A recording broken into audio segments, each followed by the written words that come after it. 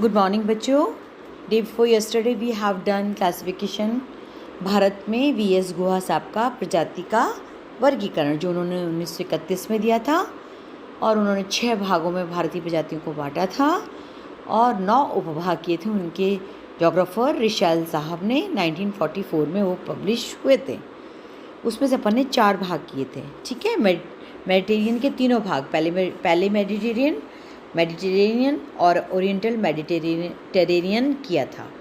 आज है हमारा पश्चिमी चौड़े सर वाले 5वां भाग यानी वेस्टर्न बेरेसिफेले, जो कि एक बोन है जो चौड़ी होती पीछे की तरफ और वो सपाट होने का लुक या भाव देती है। तो इस प्रकार से हमारे इसमें 3 उपभाग हैं, एल्पेनाइट, डेनारिक और आर्मेनाइट्स। एल्पेनाइट में बच्चों कद इनका मंझला होता है, सर चौड़ा होता है और छोटा होता है और वही सर पीछे की तरफ गोल होता है। नाक इनकी उभरी हुई होती है, रंग गोरा होता है और जैसे कि शरीर और चेहरे पे बाल कम होते हैं, केवल सिर के ऊपर बाल होते हैं ना, वो है। तो इनके भी शरीर पे बाल बहुत कम होते हैं, पर इनका शरीर जो होता है वो सुगठित होता है, सॉलिड होता है। बनावट कॉन्स्टिट्यूट इनके बॉडी की अच्छी स्टाउटी होती है और कुछ भारी भी होती हैं। ये लोग वर्तमान समय में हमारे देश के दक्षिण में तेन्नेवली आंध्र प्रदेश, गुजरात का काठियावाड़, महाराष्ट्र और कर्नाटका तथा तमिलनाडु के कुछ भागों में मिलते हैं तथा उत्तर प्रदेश, बिहार और गंगा के डेल्टा में भी जाति मिलती है। और पुराने ज़माने में यदि हम कहें तो पाकिस्तान का जो सिंधु प्रदेश है उसमें भी देखने को मिलती हैं। कौन? एल्पेनाइट्स, अल्पाइन और से एल्पेनाइट। दूसरा है बच्चों डेनारिक। डेनारिक जो है ये बहुत लंबे होते हैं, ये बहुत जीके का इम्पॉर्टेंट पॉइंट है। इनकी जो रेस है बच्चों, डेनारिक रेस, ये अपन स्वीडन वाले जो नॉर्वे स्वीडन के लोग आज के समय में दिखते हैं ना, पतले लंबे, उस तरह की लंबी रेस होती है इनकी। पर इनका त्वचा का रंग जो है सांवला होने से ये डिफरेंट हो जाते हैं, ठीक है। लैप्स और जो ये जितने भी हैं ना उनसे ही अलग हो जाते हैं। और इनका आँखों का रंग तथा बालों का रंग ब्राउनिश, डार्क ब्राउनिश होता है। सर इनका बहुत ज़्यादा चौड़ा नहीं होता है, एल्पेनाइट्स के कंपैरिजन में इनका सर छोटा होता है और पीछे से इनका शरीर सपाट होता है। एल्पेनाइट्स का गोल होता है, इनका पीछे से फ्लैटन होता है। चेहरा लंबा, नाक लंबी और ऊपरी जो इनके जो लंबी तथा चोंच जैसी होती है, मतलब है ना, जैसे अपन तोते की नाक को बोलते हैं चोंच वाली, उस तरह की। परंतु होठ इनके ऊपर का जो होठ होता है वो थोड़ा उठा हुआ होता है। और ये जो 2 विशेषताएँ, कौन सी 2 विशेषताएँ इनकी? नाक का बहुत ज़्यादा लंबा होना और सर का पीछे का सपाट भाग होना, इनको ये अलग करती है, डेनारिक्स को ये अलग करती है। और हमारे यहाँ ये जनजाति का, यहाँ प्रजाति कहाँ मिलती है? बंगाल और उड़ीसा में मिलती है ये।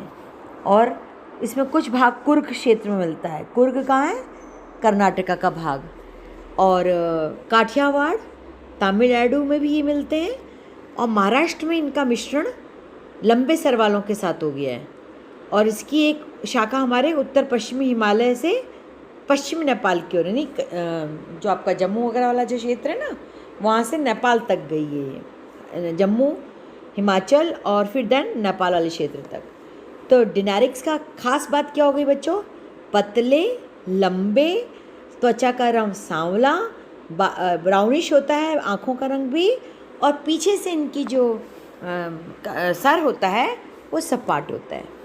तीसरे प्रकार है आर्मेनाइट्स। चौड़े सर वालों में जो हम बात कर रहे हैं उसमें तीसरा प्रकार वो है आपके आर्मेनाइट्स। इनका कद मंझला होता है, नाक बहुत लंबी होती है इनकी भी, सर चौड़ा होता है और इनके सिर पर बाल, शरीर पर बाल बहुत होते हैं। तो खासकर हम भारत में जो पारसी लोग हैं, खासकर मुंबई गुजरात के जो पारसी हैं, आर्मेनाइट्स हैं और बंगाल में भी थोड़ा सा इसका भाग मिलता है।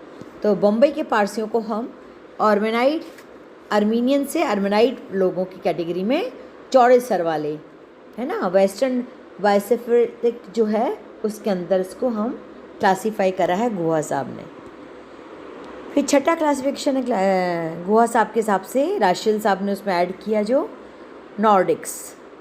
ये नॉर्डिक्स जो होते हैं, ये नॉर्डिक्स प्रजाति जो है ये भारत के अन्य लंबे सिर वाली दूसरी प्रजातियों के सिरों से बड़े सिर होते हैं।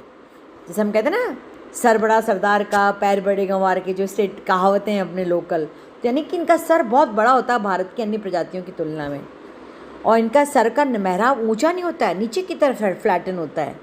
चेहरा बड़ा लंबा होता है, जबड़े बहुत मजबूत होते हैं और इनका शरीर कदकाठी जो है बहुत स्टाउटी होती है, बहुत स्ट्रॉन्ग सुडौल होती है, मजबूत होती है ना। और इनका त्वचा का रंग जो है वो रेडिशनेस लिए हुए होता है, गोल्डन ब्लॉन्ड्स होते हैं, बाल इनके सुनहरे होते हैं, आँखें नीली होती हैं, है ना। पंजाब, हरियाणा, पूरा जम्मू कश्मीर, पश्चिमी उत्तर प्रदेश, यानी वही आपका उत्तराखंड वगैरह वाला जो क्षेत्र है ना वो, और पूर्वी बंगाल जो मैंने अभी आपको बोला मिक्स है ये, पूर्वी बंगाल, महाराष्ट्र में नॉर्डिक प्रजाति देखने को मिलती है। आई एम सॉरी, जनजाति गलत निकल गया मुँह से, नॉर्डिक्स प्रजाति देखने को मिलती है। इस प्रकार से बच्चों ये छठी प्रजाति हुई डॉक्टर वी.एस. गुहा का क्लासिफिकेशन, और उसमें 1944 के अंदर रेशल महोदय ने जो एड ऑन किया था 9 विभाग, वो पूरे हुए। ठीक है बच्चों, अब देखो जो हमारी प्रजातियों के संसार में जो हमारी प्रजातियां हैं और भारत की जो मानव प्रजातियां हैं, वो सारी की सारी सभी वर्ग अपने बुद्धि बल के आधार पर, वीरता के आधार पर, वातावरण के समायोजन एडजस्टमेंट विथ एनवायरनमेंट, और करेज और वीरता, साहस जिसको बोलते हैं, ये इस आधार पर सब में एक सी समानता होती है, क्षमता होती है, कैपेसिटी इनकी सबकी सेम होती है। बट जब ये ट्राइब्स, जो कुछ जनजातियाँ आर्थिक आधार पर पिछड़ी रह गई, जैसे कि मैंने आपको पहले चैप्टर में पहले जब डेफिनेशन बता रही थी तब मैंने तुमसे कहा कि जैसे कहते हैं ना कि मीणा भी अपने आप को राजा मानते हैं, मध्य प्रदेश इसका उदाहरण है।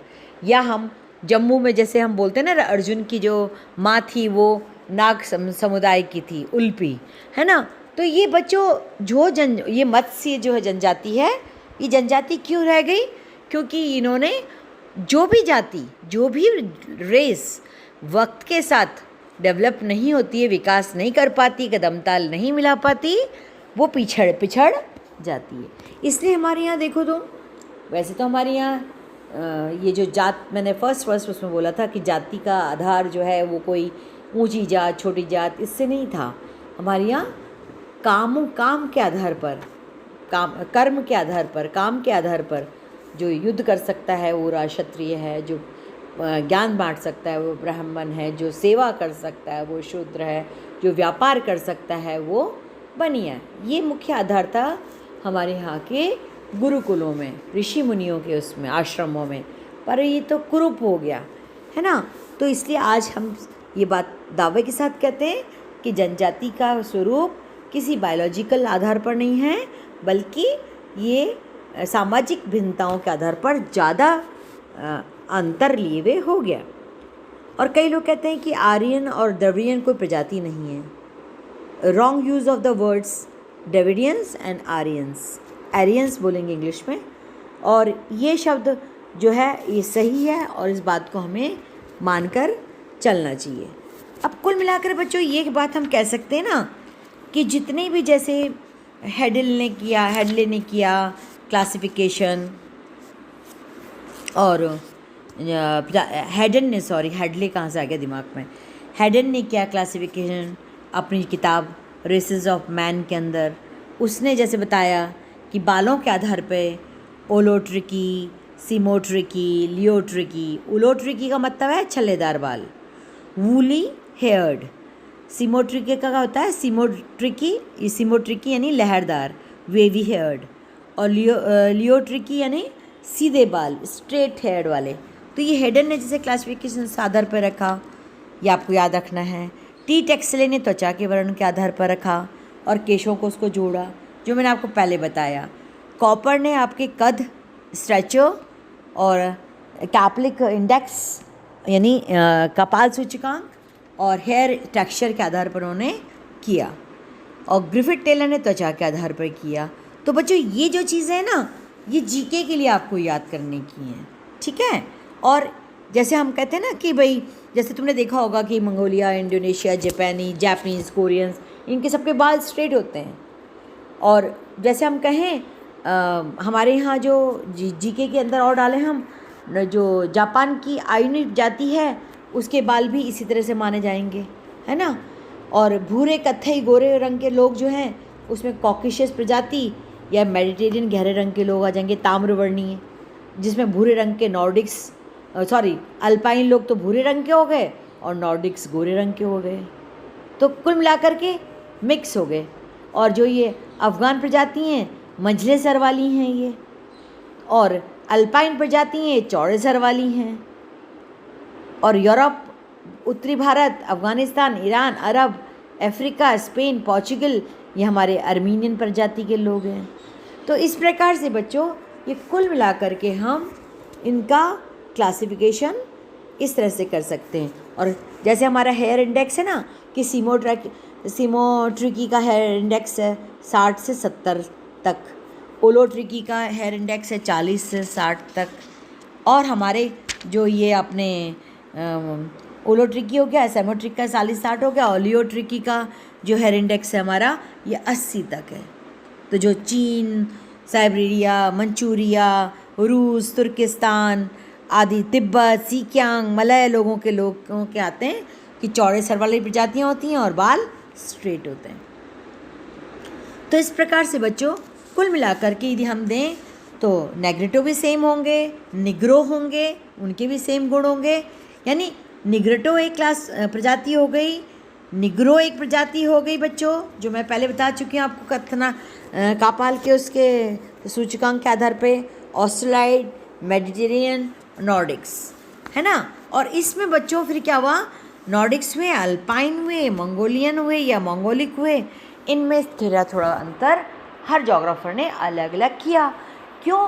क्योंकि उद्भव के आधार पर जहाँ जैसे खोजें हुई, है ना, खनन कार्य के आधार पर, खनन पे हुई या कहीं गुफा में मिला कोई कपाल, तो इस आधार पर क्लासिफिकेशन में हमारा एड ऑन होता चला गया।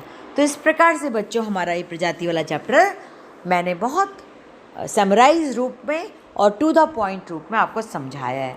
आज के लिए बस इतना ही। Thank you. होपफुली आपको ये सब समझ में आ गया होगा। कृपया आप ये पूरा अच्छे से पढ़ें बच्चों, अक्टूबर होने वाला है। अब मैं नेक्स्ट टॉपिक लूँगी आपका रेसेस वाले चैप्टर, जो ये आपने पिग्मी और एस्किमोज और ये बंटूज़ ये पढ़े ना बच्चों, इसके मैं आपको व्हाट्सएप पे नोट्स डाल दूँगी, ठीक है। और हम फिर माइग्रेशन वाला टॉपिक पढ़ेंगे। आज के लिए थैंक यू।